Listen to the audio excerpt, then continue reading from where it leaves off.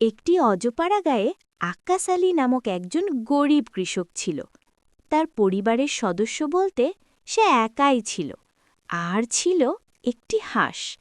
তার এই হাঁসটির অনেক বয়স হয়ে গেছে, কিন্তু এটা এখনও ডিম পাড়ে না। গ্রামের অনেকে তাকে পরামর্শ দিয়েছে হাঁসটি জবাই করে এর গোশত বিক্রি করে দিতে, এতে করে তার পকেটে কিছু পয়সা আসবে। কিন্তু সে যেটা বিক্রি করবে না, কারণ এটাকে সে নিজের সন্তানের মতো করে আদর সোহাগ দিয়ে লালন পালন করে আসছে। আমার ছোট্ট বাছা, সাবধানে থাকিস, আমি কাজে গেলাম। কৃষক তার হাঁসটিকে রেখে মাঠে কাজ করতে চলে যায়। মাঠে গিয়ে দেখে তার জমির মালিক আগে থেকেই সেখানে এসে তার জন্য অপেক্ষা করছে। আসলে আক্কাস আলীর নিজস্ব কোনো জমি জমা নেই, সে জমি বন্ধক নিয়ে সেটিতে ফসল ফলায়।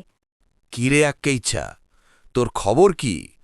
বছর যে শেষ হয়ে গেছে, তোর কি সেই খবর আছে? আজ্ঞি জমিদার মশাই, বছর শেষ হয়ে গেছে সেটা তো জানি।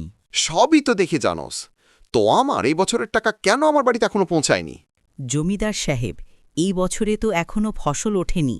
ফসল ওঠার আগে আমরা কৃষকরা টাকা কোথায় পাব?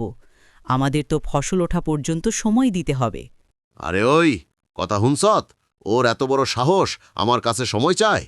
ওই গোলাম হোসেন, এক্ষুনি আক্কাইচ্চার বাড়িতে যা, ওর বাড়িতে যেটা পাবি নিয়ে আসবি।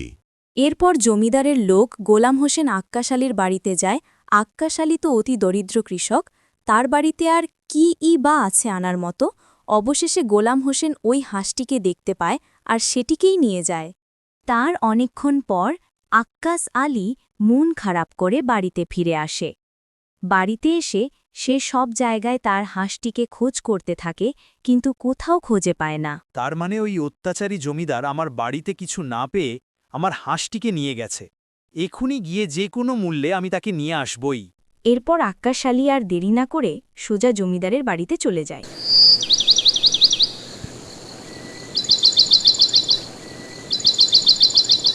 আজ্ঞে জমিদার মশাই, আপনার লোক আমার বাড়ি থেকে আমার হাঁসকে নিয়ে এসেছে।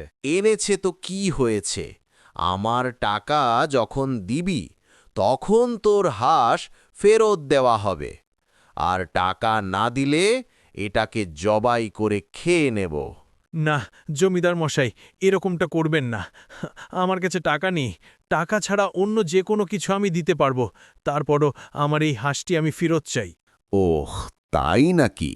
তাহলে একটা কাজ কর, তুই যেই ফসল চাষ করেছিস এখান থেকে একটা দানাও তুই নিতে পারবি না।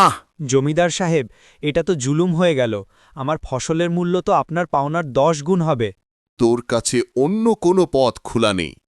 তোর হাঁসটি আমার কাছ থেকে নিতে হলে এটাই লাস্ট সমাধান। এরপর আক্কাস আলী বাধ্য হয়ে তার সারা বছরের সম্বল ত্যাগ করে তার হাঁসটিকে ছাড়িয়ে নেয়। এটাই ছিল আমার সারা বছরের সম্বল। এখন বছরের বাকি দিনগুলো কিভাবে কাটবে, কি খেয়ে বেঁচে থাকব? পরদিন সকালে আক্কাস আলী যখন ঘুম থেকে ওঠে, তখন সে দেখে তার হাঁসটি দুইটা সোনার ডিম পেড়েছে। এভাবেই তার অভাব দূর হয়ে যায়। আরে আরে বাচ্চারা, একটু দাঁড়াও। ভিডিওর এই পর্যন্ত যেহেতু দেখেই ফেলেছ, তাহলে লাইক সাবস্ক্রাইব করা ছাড়া চলে যাচ্ছ কেন? আর হ্যাঁ, কমেন্টে তোমার নামটা লিখে দিও, দেখব কার নাম বেশি সুন্দর।